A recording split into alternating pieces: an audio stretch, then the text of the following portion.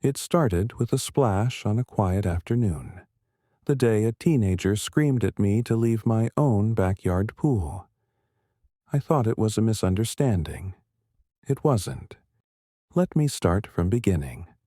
When I first moved into the neighborhood, I thought I'd finally found peace.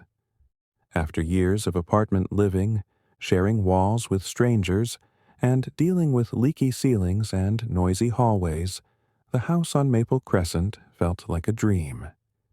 A 2-story home, freshly painted, with a yard wide enough for a small garden and a pool that shimmered under the late spring sun. The real estate agent had spoken highly of the community. Safe, family-oriented, well-maintained thanks to the HOA. Those words felt reassuring then. I had never lived in a homeowners association neighborhood before, and I took their rules as a sign of order, not control. The first few weeks were bliss. Mornings filled with birdsong, afternoons spent tending to my plants, evenings by the pool as the sun dipped low. I met a few neighbors who waved politely but kept to themselves. The air always smelled faintly of jasmine, and the streets gleamed with fresh asphalt. I couldn't imagine anything going wrong. That illusion broke the day I met Karen. Karen was the HOA president, something she never failed to mention. She introduced herself one morning while I was trimming the hedges, clipboard in hand, posture stiff as if she'd been carved from rules themselves. She smiled, but it didn't reach her eyes. I remember how she glanced over my fence, eyes narrowing slightly as though she was cataloging possible infractions. Her tone was cordial, but there was a weight behind it, the kind that tells you a conversation isn't really a conversation. It's an evaluation. She told me about the expectations the HOA had: lawn length, paint color, trash bin placement, pool hours, things I hadn't even realized could be regulated. I nodded, polite but uneasy. After she left, I dismissed it as overzealous community management. I didn't know then that her control extended far beyond bylaws and landscaping. The following month brought summer, and with it, a rising tension I couldn't name. I noticed Karen's house stood at the center of the neighborhood. Larger, grander, always perfectly maintained. Her teenage son, Ethan, was a fixture around the cul-de-sac. Loud, entitled, often seen driving his dirt bike up and down the street despite clear HOA rules against it. No one said anything, not even Karen. Especially not Karen. It was as if the rules she enforced didn't apply to her own family. Still, I kept my head down. I paid my HOA dues, followed the rules, even volunteered for one of the community cleanup days. I wanted to belong here, to be part of something steady, but the unease grew. Small things began happening. A friendly notice left on my door about the color of my deck chairs. A fine for leaving my trash bins out 10 minutes too long after pickup. A letter reminding me that pool usage was for approved residents and registered guests only, despite it being my own private property. The pool that came with my deed. When I questioned it via email, Karen replied curtly, saying there had been confusion in record-keeping. No apology, just authority, exercised because she could. I tried to let it go. That is, until the day Ethan came over. It was a blistering July afternoon. I'd finished a long workday and decided to unwind in the pool. The water was cool, calm, reflecting the sharp blue of the sky. The sound of sprinklers in the distance and cicadas humming in the heat made everything feel suspended in perfect summer stillness. Then came the sound of a gate latch clicking open. At first, I thought it was the wind, but footsteps followed, quick, heavy, purposeful. I turned, startled, to see Ethan standing at the edge of my yard. Shirtless, wearing swim trunks, phone in hand. His expression wasn't one of embarrassment or mistake. It was ownership. He pointed toward the pool with a kind of entitled expectation that made my stomach turn. I stood there frozen, trying to process why a teenager from down the street was walking into my private backyard. Before I could react, he threw a towel on my lounge chair, set his phone on the patio table, and stepped toward the water like he belonged there. I tried to reason in my head. Maybe this was a mix-up. Maybe he thought it was someone else's yard. But my property line was fenced. My gate had been latched. The only explanation was that he had deliberately come in. I remember feeling a cold wave of disbelief. How could he think this was acceptable? Then came the words that would spark the storm that followed. His voice rang out sharp and arrogant, claiming that the pool was for community members and that I wasn't supposed to be there. It took a moment for it to sink in. He was ordering me to leave from my own pool. Every nerve in my body went cold. My mind raced between anger and confusion. I wanted to scream, but something about his confidence, that casual cruelty that comes from being told you're untouchable, stopped me.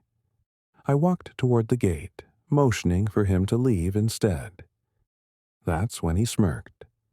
He pulled out his phone and began recording, saying something about sending proof to his mom. The air seemed to thicken around me. I realized what this was. Not a misunderstanding, but a performance. He wasn't confused. He was asserting dominance, the way Karen did in meetings and memos. And now she was doing it through him. I left the yard that day shaken.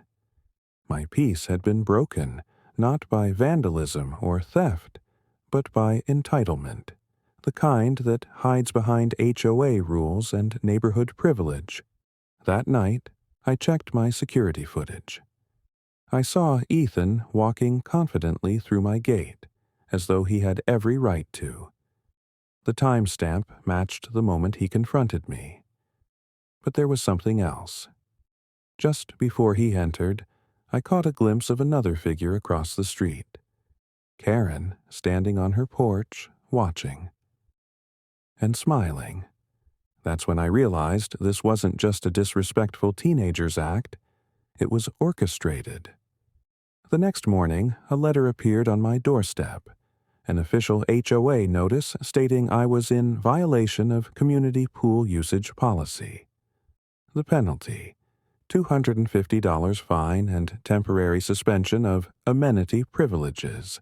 By the time the HOA meeting arrived, the peace I'd once felt in my neighborhood had evaporated completely. What used to be quiet nods and friendly waves had turned into avoided eye contact, hushed conversations, and the unmistakable sense that I was being watched. Word spreads fast in neighborhoods like mine. Faster than truth, faster than reason. By the second day after the pool incident, whispers reached my driveway. Someone said they heard I screamed at Ethan. Another claimed I threatened to call the cops on a child. It didn't matter that none of it was true. Once gossip takes root in a tightly wound community, it becomes fact by repetition. Every morning, as I walked to the mailbox, I could feel curtains shift. Windows that had been neutral panes of glass now felt like judgmental eyes. Even the mail felt hostile. The bright white HOA envelope perched on top like a warning label. Inside that envelope was the meeting notice. It read in stern, bureaucratic language: HOA Board Meeting. Agenda Item: Resident Conduct and Property Use Violation. Attendance requested. No invitation, no courtesy. just the expectation that I would defend myself before a group that had already decided my guilt. I spent the days leading up to that meeting in a fog of anxiety. I reviewed my footage over and over, the clear recording of Ethan entering my property uninvited, the timestamp proving I hadn't even approached him until after he was in my yard. I printed screenshots, copied my deed, highlighted the section that explicitly listed the pool as private property. Facts, evidence, truth. But in communities ruled by people like Karen, truth was rarely enough. The night of the meeting, I arrived early. The community clubhouse, the same place where we'd once hosted summer barbecues and holiday parties, now looked sterile under fluorescent light. Rows of folding chairs were arranged in a semicircle. A table at the front held the HOA board. Karen in the center, two other board members to her left and right, both expressionless, their faces trained to neutrality. Behind me, neighbors trickled in. Some offered me tight smiles, others avoided looking at me entirely. And then, just before the meeting started, Ethan walked in. He was dressed neatly this time, in a collared shirt, hair combed, every inch the picture of a polite, wronged teenager.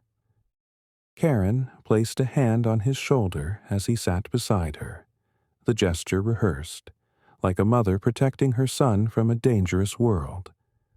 I felt my stomach twist. The meeting began.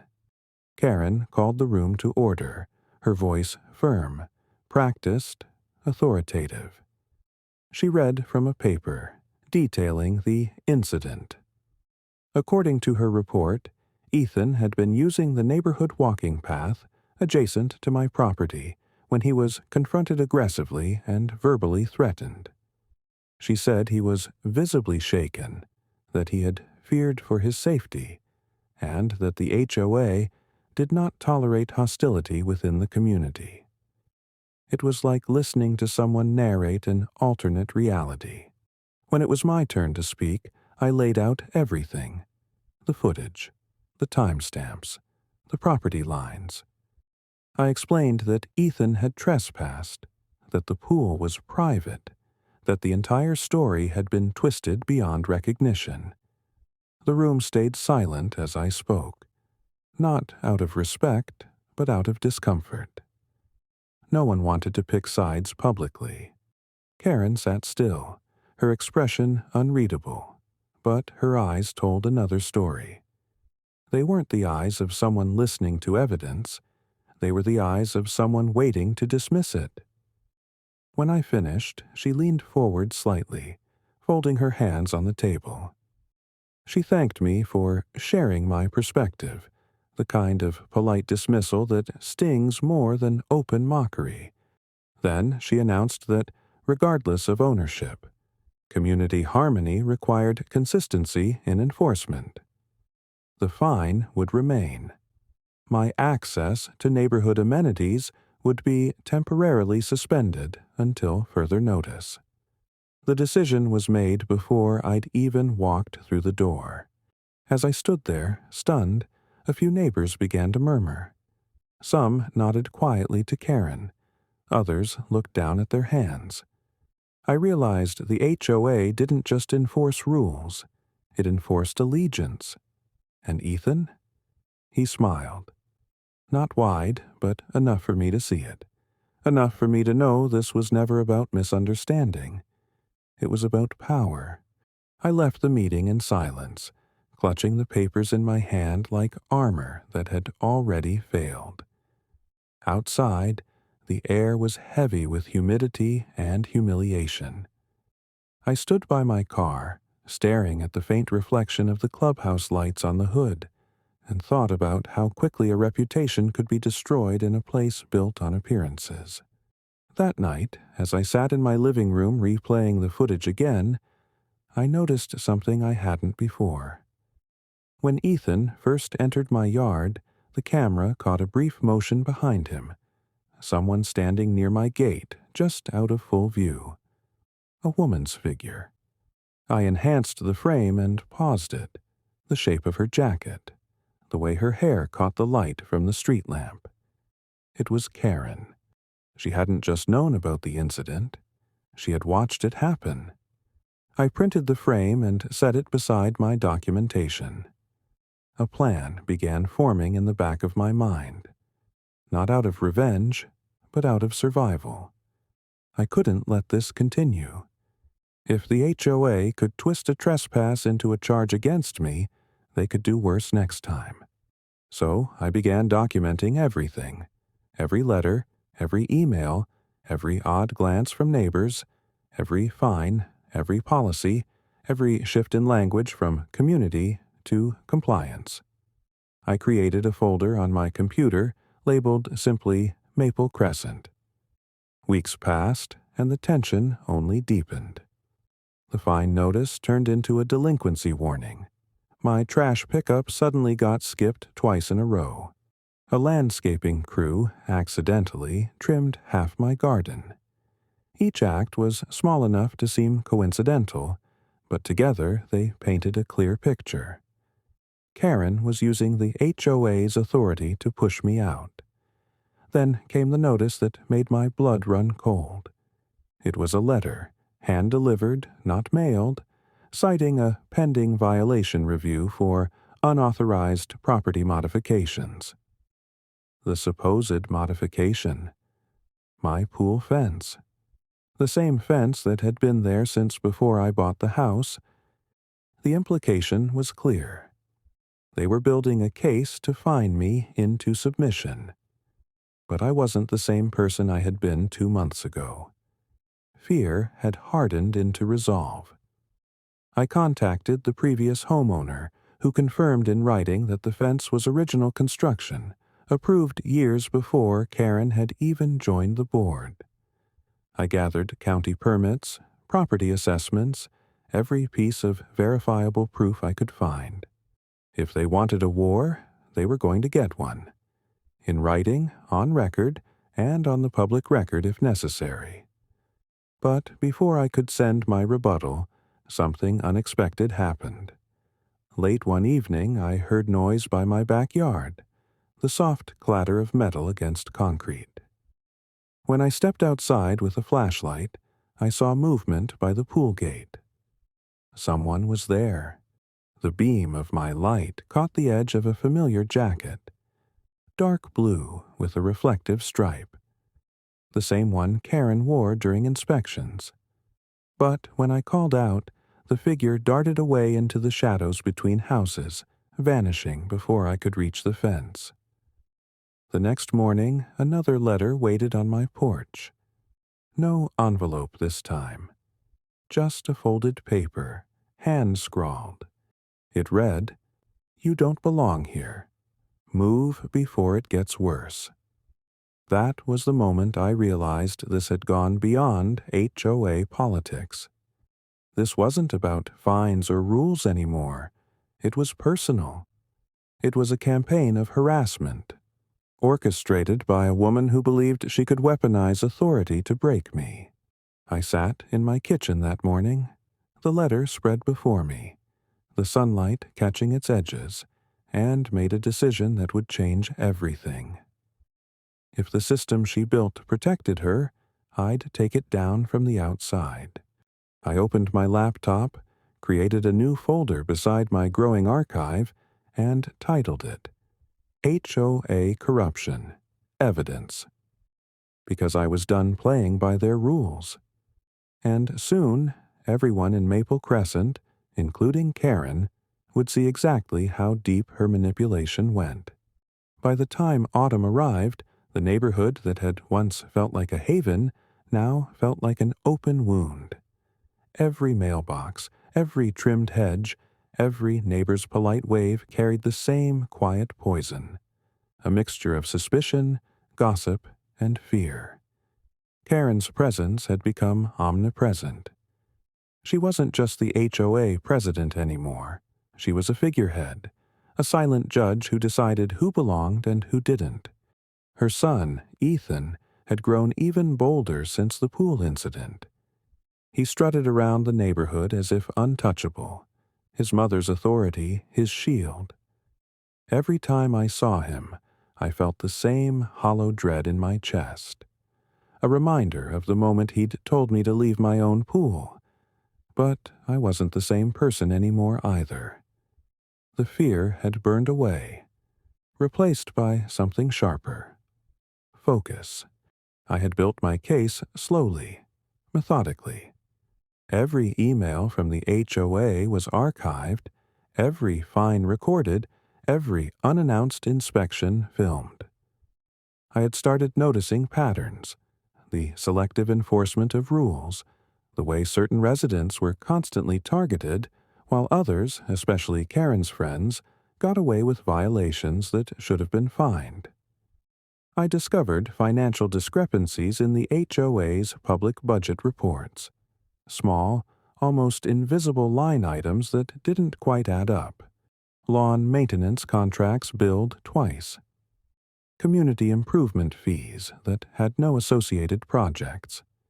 It wasn't much, but it was enough to suggest that money was being quietly siphoned or misused.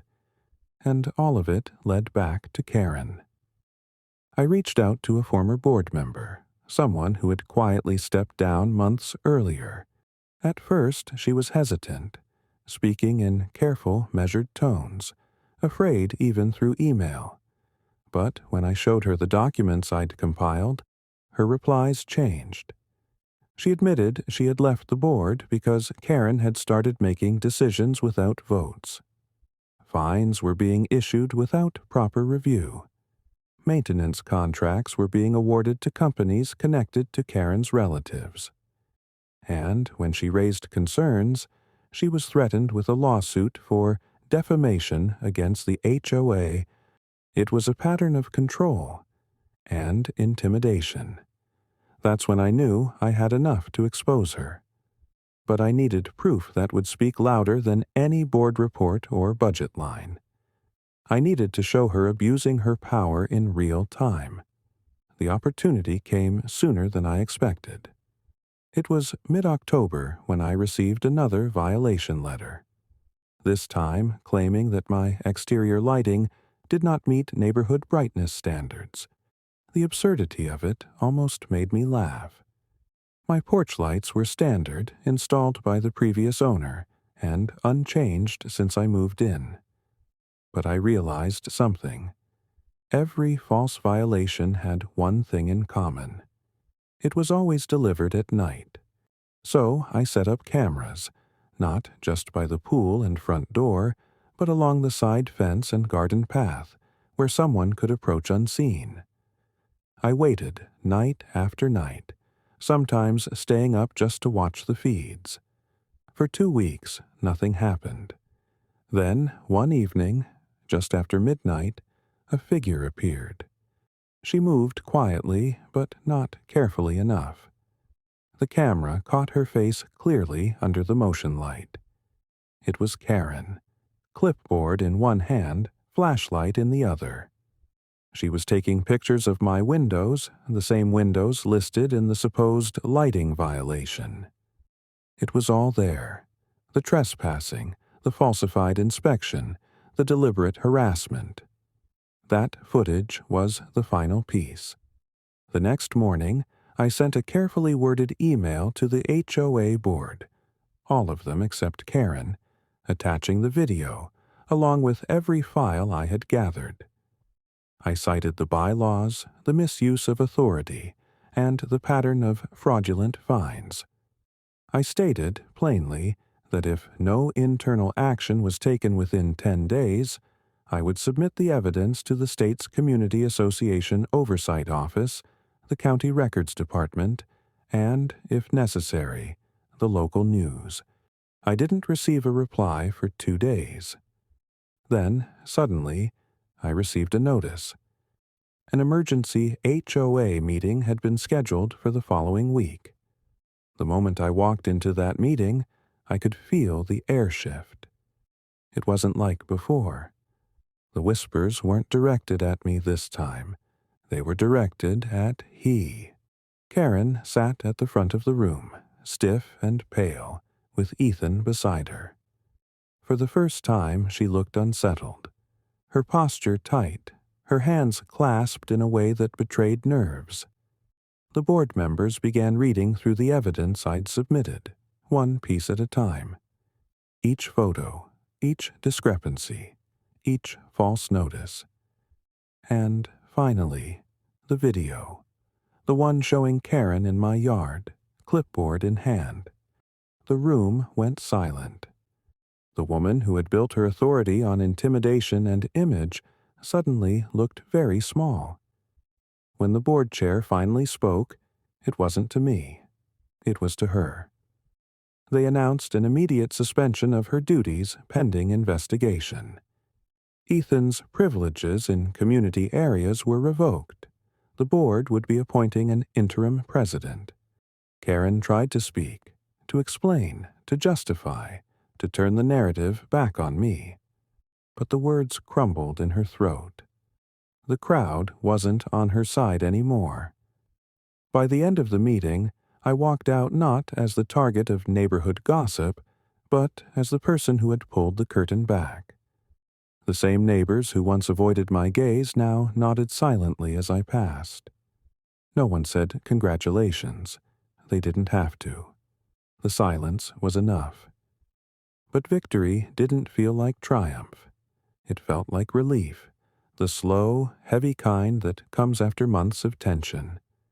I spent the following days cleaning up my property, deleting old emails, and trying to remember what peace felt like. The air seemed lighter, the nights quieter. For the first time in months, I could swim in my pool without looking over my shoulder. Then, one afternoon, I saw a moving truck parked outside Karen's house. Boxes stacked on the lawn, furniture being carried out, Ethan pacing by the curb. No one came to say goodbye. No one waved. The neighborhood watched from behind curtains, silent witnesses to the fall of the person who had ruled them through fear. When the truck pulled away, I felt a strange emptiness. Not joy, not vengeance, just the quiet realization that power built on intimidation always collapses. Eventually. In the weeks that followed, life on Maple Crescent began to return to normal. The new interim board reinstated my rights, apologized for the false fines, and promised to review past HOA practices. For the first time, the neighborhood felt like a community again, not a dictatorship. Still, I kept my files. Every document, every video, every letter. I stored them on a drive, labeled simply, proof. Not out of paranoia, but as a reminder. Because I'd learned something powerful.